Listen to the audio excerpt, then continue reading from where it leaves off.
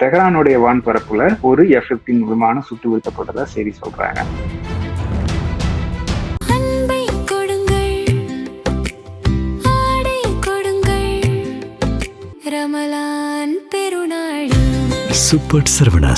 அமெரிக்க தரப்புல 6 போர் வீரர்கள் கொல்லப்பட்டதா சொல்றாங்க. சொல்றது அதே சமயத்தில் ஈரான் என்ன சொல்லுதுன்னா, நூற்றுக்கணக்கான போர் வீரர்களை நாங்க கொன்னதா ஈரான் சொல்லுது.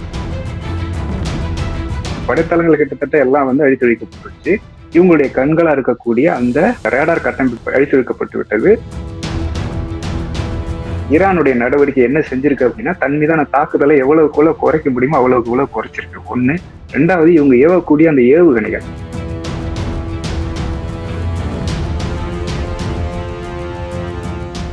மின்னம்பலம் நேயர்களுக்கு வணக்கம். நான் விஷால் பொலிவர். இன்றைய நேர்காணலில் நம்மோடு இணைந்திருக்கிறார் உலக செய்தி பகுப்பாய்வாளர் திரு பாஸ்கர் செல்வராஜ்.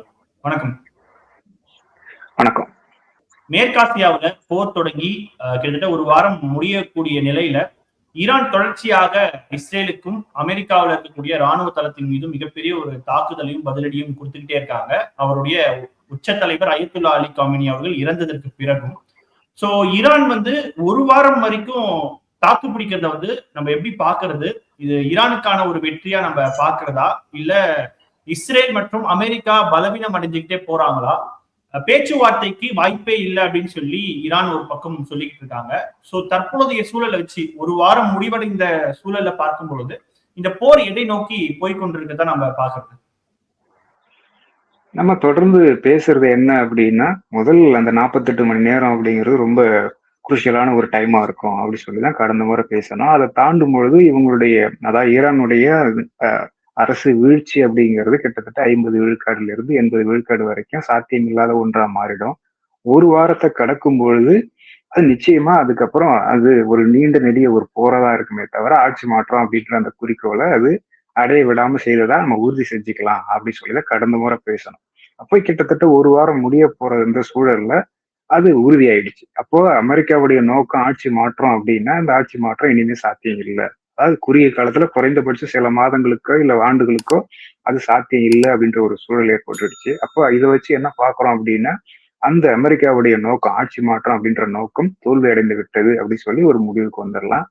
அதன் பிறகு நிறைய நடந்துகிட்டு இருக்கு. உதாரணத்துக்கு சொல்லணும் அப்படின்னா, அவங்க ஈரானுடைய அந்த அந்த ராக்கெட் லான்ச்சர்ஸ் எல்லாத்தையும் நாங்க 50 விழுக்காட்டுக்கு மேல அழிச்சிட்டோம், 60 விழுக்காடு அழிச்சிட்டோம்னு சொல்லி அதிபர் ட்ரம்ப் சொல்லியிருக்கிறாரு. இவங்களுடைய, அதாவது ஈரானுடைய அந்த விமான எதிர்ப்பு மற்றும் ஏவுகணை எதிர்ப்பு அமைப்புகளை எல்லாத்தையும் நாங்க ஒழிச்சு கட்டிட்டோம். அதில் எந்த ஒரு மிச்ச மீதி இல்லாம எல்லாத்தையும் நாங்க ஒழிச்சிட்டோம். அவங்களுடைய வான்பரப்பு முழுக்க எங்களுடைய கட்டுப்பாட்டுக்குள்ள வந்துட்டுன்னு சொல்லி இஸ்ரேல் சொல்றாங்க. அதன் பிறகு பாத்தீங்க அப்படின்னா, இவங்க ஈரானுடைய அந்த நேவிய, அதாவது கப்பற்படை கடல் படையை நாங்க சுத்தமா அழிச்சு ஒழிச்சிருவோம்னு சொல்லி அதை அறிவிச்சார். ட்ரம்ப் அறிவிச்சாரு. அதை அழிச்ச கிட்டத்தட்ட 30 இருந்து 40 போர் கப்பல்கள் இது வரைக்கும் அதாவது இவங்க அழிச்சிட்டதா செய்திகள் சொல்றாங்க. அப்போ அதே சமயத்துல ஈரான் என்ன சொல்லுது அப்படின்னா, ஈரானுடைய வான்பரப்புல நாங்க ஏற்கனவே அதாவது குவைத்தோட அந்த வான்பரப்புல 3 F-15 விமானங்களை சுட்டு வீழ்த்திருந்த இவங்க ஈரான் அறிவிச்சாங்க. அதை அவங்க மறுத்து இருந்தாங்க. அது எங்களுடைய ஃப்ரெண்ட்லி ஃபயரால தான் ஏற்பட்டுச்சு அப்படின்னு சொல்லி அவங்க ஒரு மறுப்பு தெரிவிச்சிருந்தாங்க. அது அல்லாமல் இப்ப தெஹ்ரானுடைய வான்பரப்புல ஒரு F-15 விமானம் சுட்டு வீழ்த்தப்பட்டதா செய்தி சொல்றாங்க. அதே சமயத்துல அந்த பைலட், அதாவது அவங்க பைலட் எஜெக்ட் ஆனதாகவும், அவங்க அதே அந்த அருகில் இருக்கக்கூடிய அமெரிக்க படைகள் ஈரானுக்குள்ள வேகமா உள்ள நுழைஞ்சு அந்த பைலட்டை மீட்டு சென்றதாகவும் செய்தி வருது. அதன் பிறகு இன்னொன்னு பாத்தீங்க அப்படின்னா, ஈராக் பகுதியில ஒரு போர் விமானம் சுட்டு வீழ்த்தப்பட்டதா சொல்றாங்க. அது கிட்டத்தட்ட உறுதிப்படுத்தப்பட்ட தகவலா தான் இருக்கு. அது F-15 இல்ல F-35 யாருமே சொல்லல. அந்த விமானி என்ன ஆனார்ன்றதை பத்தி இது வரைக்கும் எந்த ஒரு தகவலும் வரல.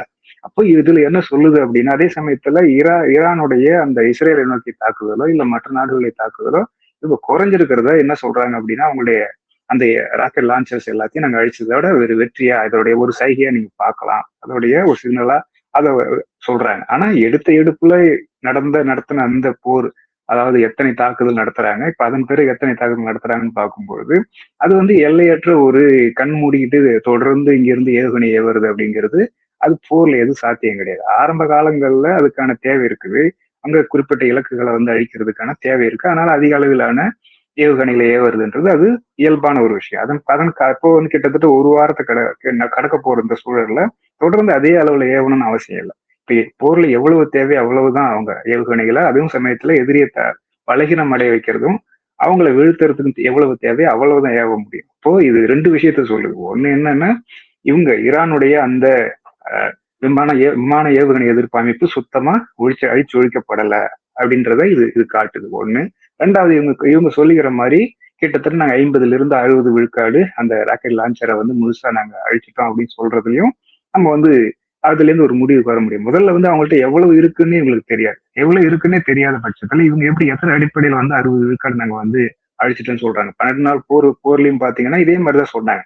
அதன் பிறகு இப்பவும் அதே தான் சொல்றாங்க. அப்போ இது வந்து ஒரு நம்பகத்தன்மை உடையதா ஒரு இல்லை. ஈரானிய தரப்புல இழப்பு ஏற்பட்டிருக்கிறது உண்மை. கிட்டத்தட்ட வந்து 1000க்கும் மேற்பட்ட உயிர்கள் பலியாயிருக்குது. இது வரைக்கும் அறிவிக்கப்பட்டது. அதன் பிறகு எவ்வளவு பேர் காயமடைஞ்சாங்கன்னு தெரியல. அதே சமயத்துல அமெரிக்க தரப்புல 6 போர் வீரர்கள் கொல்லப்பட்டுறதா சொல்றாங்க. அதே சமயத்துல ஈரான் என்ன சொல்லுதுன்னா, நூற்றுக்கணக்கான போர் வீரர்களை நாங்க கொன்னதா ஈரான் சொல்லுது. அதே சமயத்துல பாத்தீங்க அப்படின்னா, இந்த நம்ம இந்திய பெருங்கடல்ல ஒரு ஈரானிய போர்க்கப்பலை அதாவது நாங்க மூழ்கடிச்சிட்டோம் அப்படின்னு சொல்லி அறிவிச்சாங்க. அதுல கிட்டத்தட்ட 100க்கும் மேற்பட்ட ஈரானிய வீரர்கள் கொல்லப்பட்டாங்க. அது எதை சொல்லுது அப்படின்னா, இவங்க ஈரான் சொல்ற மாதிரி ஒருவேளை அமெரிக்க தரப்புல அதிகமான உயிர்கள் ஏற்பட்டிருந்தது அப்படின்னா அதுக்கு பதிலடியா இவங்க அதே அளவிலான போர் வீரர்களை கொல்லணும் அப்படின்ற ஒரு பழிவாங்கல் உணர்வுன்றது இயல்பா இருக்கக்கூடிய ஒரு விஷயம். அதாவது போர் நடக்கும் பொழுது. அப்போ இவங்க தாக்கப்பட்ட விதத்தை வச்சு பார்க்கும்போதுதான் அந்த போர்க்கப்பல்ல எந்த ஒரு ஆயுதமும் இல்லை, தயார் நிலையில இல்லை. அவங்க வந்து ஒரு போருக்கான எந்த ஒரு அடிப்படையும் இல்லாத ஒரு போர்க்கப்பல். அது கிட்டத்தட்ட ரொம்ப பழைய போர்க்கப்பல். அதை வந்து இவங்க தாக்குறது என்ன அப்படின்னா, மிகப்பெரிய அளவுல உயிரிழப்பு ஏற்படுத்துறது அப்படின்ற ஒரு நோக்கத்துக்காக தான் செஞ்சதா தெளிவா தெரியுது. அப்ப இதன் அடிப்படையில பார்க்கும் பொழுது இந்த அமெரிக்க தரப்புல ஏற்பட்ட உயிரிழப்புக்கு இணையான உயிரிழப்பு ஏற்படுத்தணும் அப்படின்ற ஒரு நோக்கத்துக்காக செஞ்சது அடிப்படையில.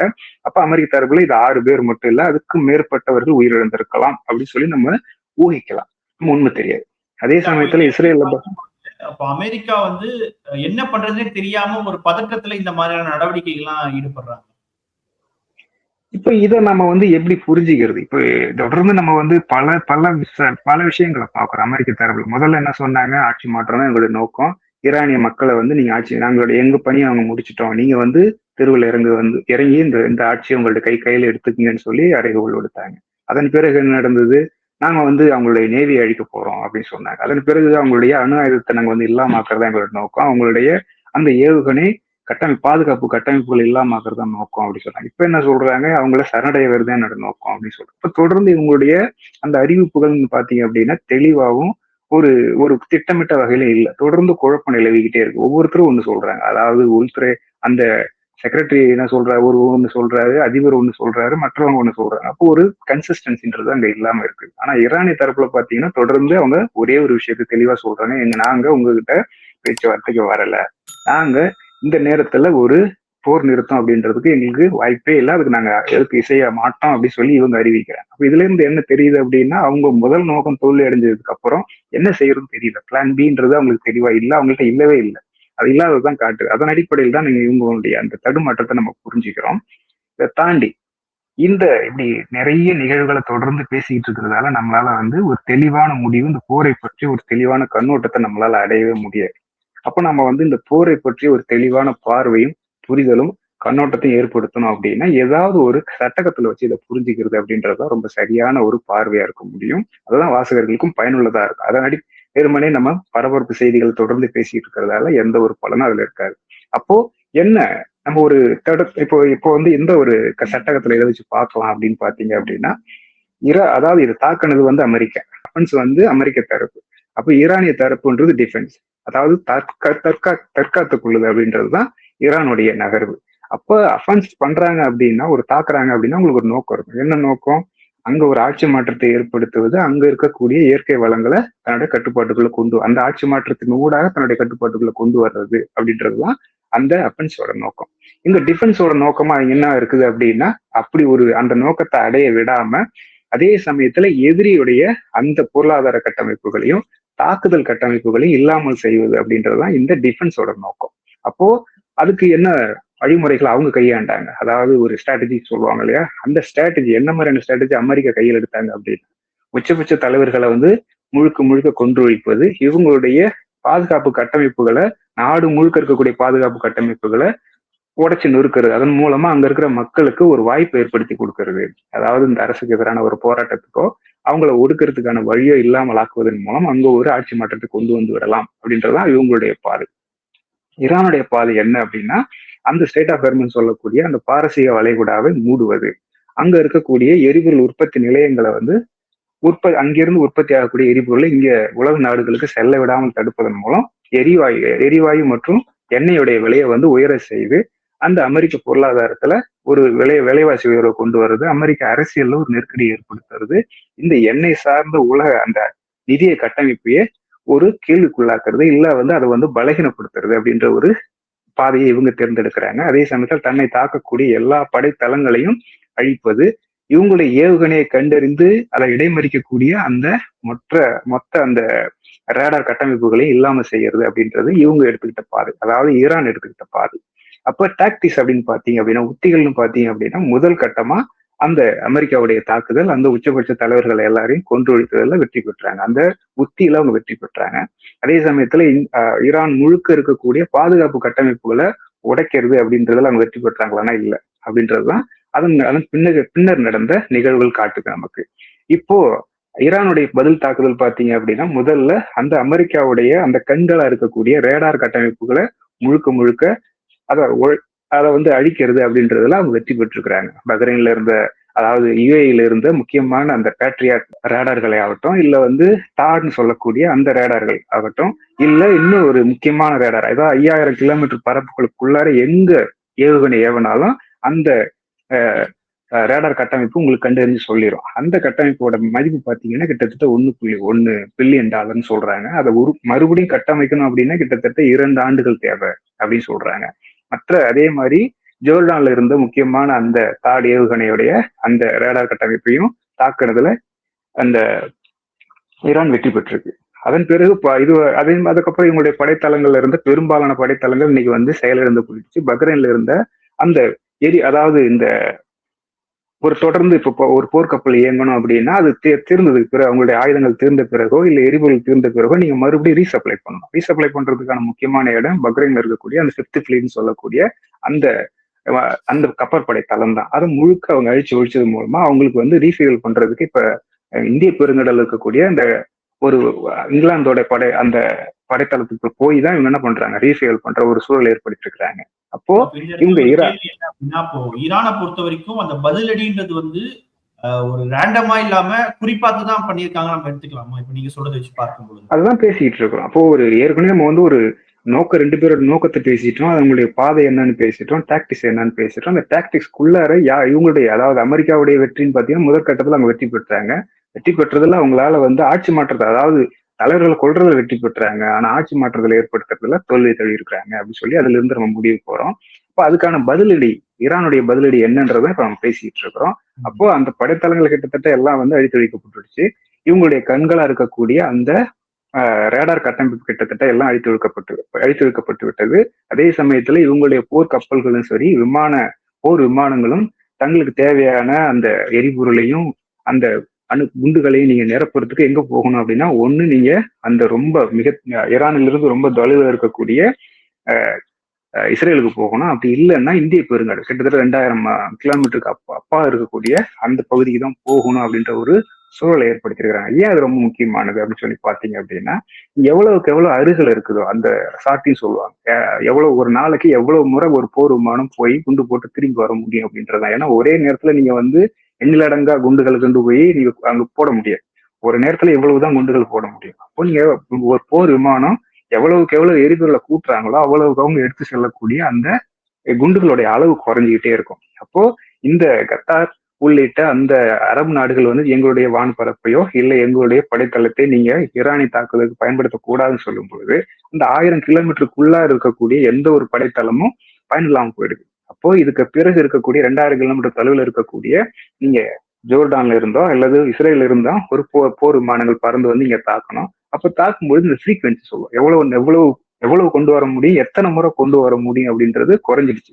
அப்ப அந்த வகையில ஈரானுடைய நடவடிக்கை என்ன செஞ்சிருக்கு அப்படின்னா, தன் மீதான தாக்குதலை எவ்வளவுக்குள்ள குறைக்க முடியுமோ அவ்வளவுக்கு குறைச்சிருக்கு. ஒண்ணு. ரெண்டாவது இவங்க ஏவக்கூடிய அந்த ஏவுகணைகள், அதை இஸ்ரேலை சென்றடைகிறதுக்கு அவங்க கண்டறிஞ்சு அதை தடுக்கிறதுக்குமான வாய்ப்பா இருக்கக்கூடிய அந்த மொத்த ரேடார் கட்டமைப்புகளையும் ஈரான் வந்து முழுக்க முழுக்க ஒழிச்சது மூலமா அவங்க என்ன பண்றாங்க, தன் மீதான தாக்குதலையும் குறைச்சிருக்கிறாங்க, தன்னுடைய தாக்குதல் அவங்க தடுத்து நிறுத்தத்துக்கான வாய்ப்பையும் இல்லாம செஞ்சிருக்கிறாங்க அப்படின்னு சொல்லி புரிஞ்சுக்கலாம். இதுல இருந்த இவங்களுடைய அந்த ஈரானுடைய வெற்றின்றது இந்த மாதிரி ராணுவ சார்ந்த இவங்களுடைய தாக்குதலை குறைச்சிக்கிறது, தற்காத்துக்கிறது அப்படின்றதுல முதல் வெற்றி. ரெண்டாவது வெற்றி என்ன அப்படின்னு பாத்தீங்க அப்படின்னா அந்த பொருளாதார இழப்பு. அதாவது இவங்களுடைய அந்த இயற்கை வளங்களை கைப்பற்றுறது அவங்களுடைய நோக்கம் அப்படின்னா, அதாவது அமெரிக்காவுடைய நோக்கம் அப்படின்னா, ஈரானுடைய நோக்கம் அந்த அமெரிக்காவுடைய நிதிய கட்டமைப்புல இருக்கக்கூடிய முதுகெலும்பா இருக்கக்கூடியது என்ன, எண்ணெய் எரிபொருளும் தான், அதாவது இயற்கை எரிவாயும் தான். அதோட விலைகளை உயரும் பொழுது இந்த மொத்த நிதிய கட்டமைப்பும் நிதிய பங்கு சந்தையும் கிட்டத்தட்ட ஒரு மிகப்பெரிய அளவுல இருந்து உடைப்புக்கு உள்ளாகும். அது வந்து ஒரு மாற்றத்துக்கு உள்ளாகும். அது அவ்வளவு நாள் நீடிச்சிருக்க முடியாது. இந்த எரிபொருள் இல்லாம உலக பொருளாதாரம் இயங்க முடியாது. பொருளாதார இயக்கம் நின்று போச்சு அப்படின்னா, இல்ல வந்து விலை உயர்ந்தாலோ மொத்த பொருள்களோட விலையை உயரும். அப்போ விற்கக்கூடிய பொருள்களோட அளவு குறையும். அப்படி குறையும் பொழுது லாப விகிதங்கள் குறையும். லாப விகிதங்கள் குறைஞ்சதுன்னா பங்கு சந்தையில் இருக்கக்கூடிய அந்த பங்கு மதிப்பு சரியும். பங்கு மதிப்பு சரிஞ்சதுன்னா அதுல முதலீடு செய்திருக்கக்கூடிய அமெரிக்க நிதி நிறுவனங்களுடைய அந்த நிதி, அதாவது லாப விகிதம் குறையும். அப்போ இது வந்து கிட்டத்தட்ட அவங்களுக்கு வந்து ஒரு சைக்கிளிக் ஒரு சங்கிலி தொடர் நிகழ்வு. அதுல வந்து அவங்க குறிப்பிடத்தக்க அளவு வெற்றி பெற்றிருக்காங்க. ஏன் அப்படி சொல்றோம் அப்படின்னா, இந்த போர் தொடங்குறதுக்கு முன்னாடி எண்ணெயோடைய விலை பாத்தீங்க அப்படின்னா $50 to $60 இருந்துச்சு. இன்னைக்கு வந்து $95 வரைக்கும் வந்துருச்சு. எரிவாயு பாத்தீங்க அப்படின்னாலும் அதே மாதிரி கிட்டத்தட்ட 50 விழுக்காடு அதிகரிச்சிருக்கு. அப்போ இதுல இருந்து பார்க்கும்பொழுது ஈரானுடைய அந்த தற்காத்து நடவடிக்கை அவங்களுடைய இழப்பு இல்லாம இல்லை. நாடு முழுக்க அவங்களுக்கு மிகப்பெரிய அளவுல வந்து அவங்களுடைய அந்த உயிரிழப்புகளும் சரி, அந்த கட்டடங்களை வந்து நொறுக்கிறது, பாதுகாப்பு கட்டமைப்புகளை வந்து இழக்கிறது அப்படிங்கிறது நிறைய நடந்திருக்கு. அவங்களுக்கு இழப்பு இல்லாம இல்லை. அதே சமயத்துல இழப்பு, ஒரு போர்ல இழப்புன்றது இயல்பானது. ஆனா நோக்கத்துல எவ்வளவு தூரம் வெற்றி பெற்றிருக்காங்க அப்படின்றத நம்ம பார்க்கணும். அந்த தற்காத்து கொள்ளுதல் அப்படின்ற அந்த நோக்கத்துல ஈரான் முதல் வெற்றி பெற்றிருக்குது. ரெண்டாவது எதிரியோடைய அந்த பொருளாதார கட்டமைப்புகளை வந்து சீர்குலைக்கிறது, இல்ல வந்து அதை பலகீனப்படுத்துறது அப்படின்ற அந்த நோக்கத்திலையும் ஈரான் வந்து வெற்றி பெற்றிருக்கு அப்படின்னு சொல்லி நம்ம இதுல இருந்து ஒரு முடிவுக்கு வரலாம். நிச்சயமா தொடர்ந்து பேசுவோம். பல்வேறு கேள்விகளுக்கு மிக ஆழமாகவும் பொறுமையாகவும் மிக விரிவாகவும் பதில் நினைக்கிறேன். நன்றி.